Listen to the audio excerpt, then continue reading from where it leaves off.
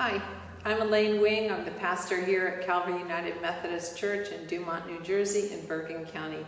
I'm glad that you're joining us for the last in our series of 3 encouraging word sessions on strengthening our relationships, particularly during the pandemic. Today we're going to close with talking about communication and resolving conflict. Let me open with a scripture from Ephesians 4:29. Let everything you say be good and helpful, so that your words will be an encouragement to those who hear them. The Bible is chock full of scriptures that call us to communicate well and authentically with family and friends. A few of them are those that I'll share with you today. My question is, how do we achieve the ability to control our mind and our tongue so that our words are good, helpful, and encouraging? I know that staying focused on Jesus and his teachings helps us.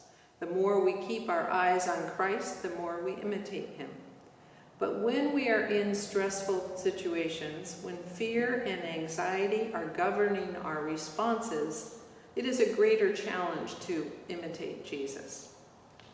One of the outcomes of living together in close quarters or for prolonged periods of time is the discovery of behaviors and characteristics that we didn't see at all or as often when our partners were leaving every day for school or work. You may love your partner's quirks when life is less stressful, but now that morning humming that you hear, or the finger or the foot tapping while working, or turning chairs into closet hangers, or talking back to the TV, all of that perhaps has become quite annoying.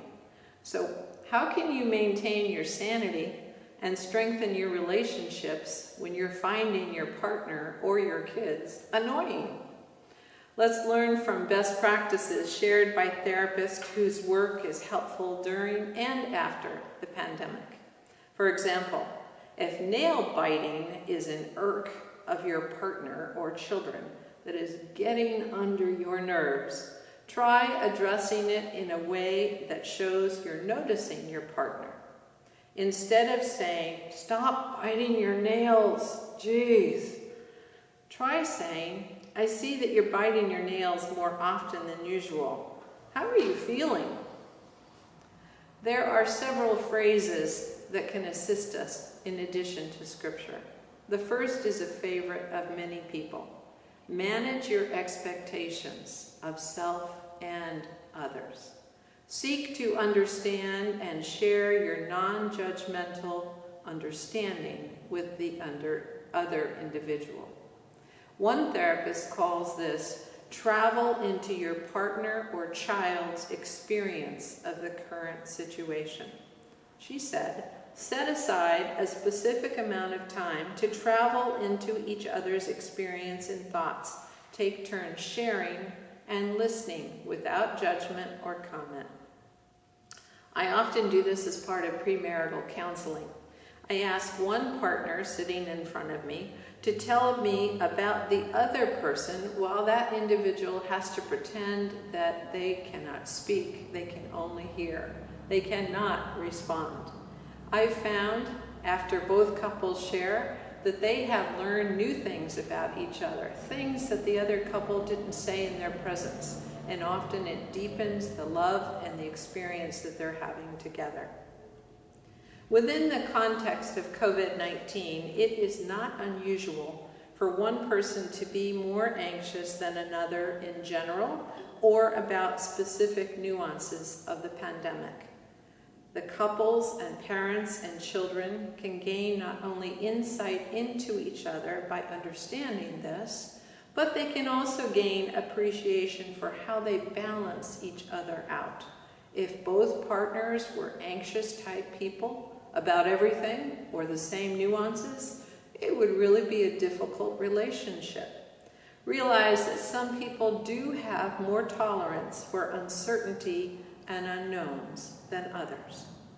I'm one of those individuals who cherishes the full range of communication, especially when discussing a topic of great importance.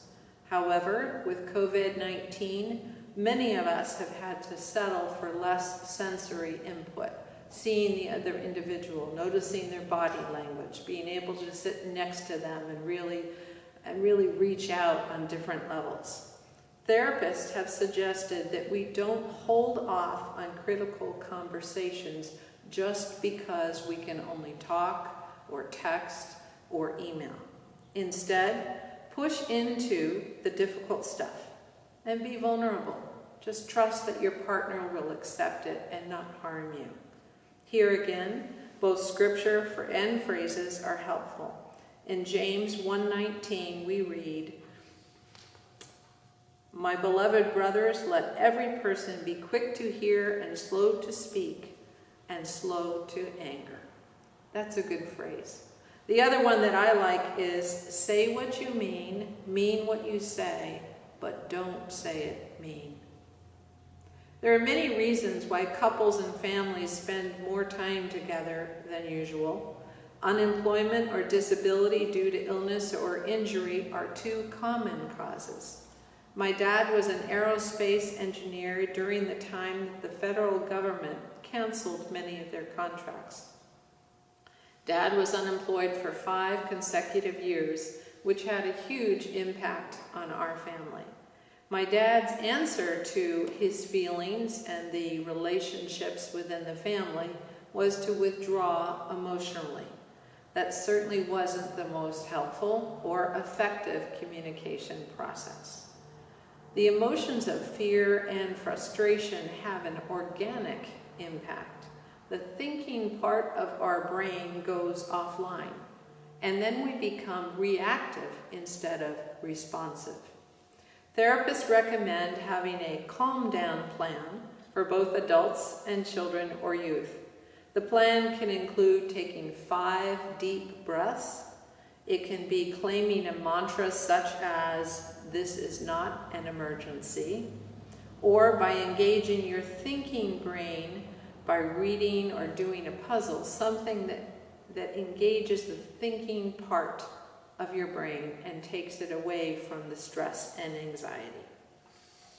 Quite often, our children are sensing the anxiety and fear that their parent or parents may be feeling, but not talking about. So clear communication, expressing and listening to our children and youth's feelings is critically important, especially now. Here are 3 more tips that you might want to use if you're finding yourself in the middle of conflict with your partner or your family. Since tense moments are inevitable during quarantines or periods of adjustment, such as I spoke of with my dad, write your frustrations in a notebook or put them on your tablet or your computer.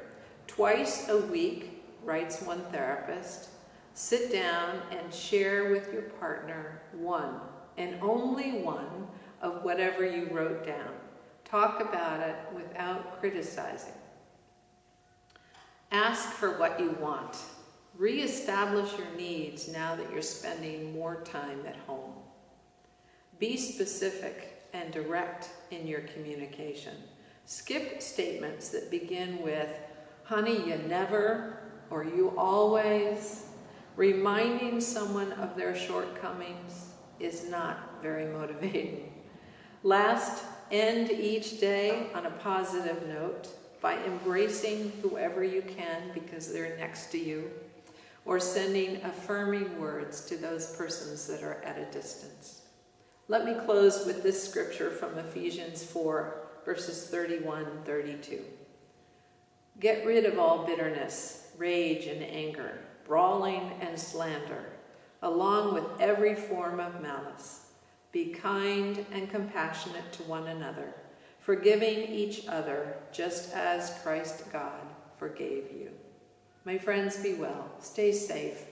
Work on your relationships. It's my prayer that they're strengthened if you're able to work with any of the material we've shared this week. Until next time, take care and God bless.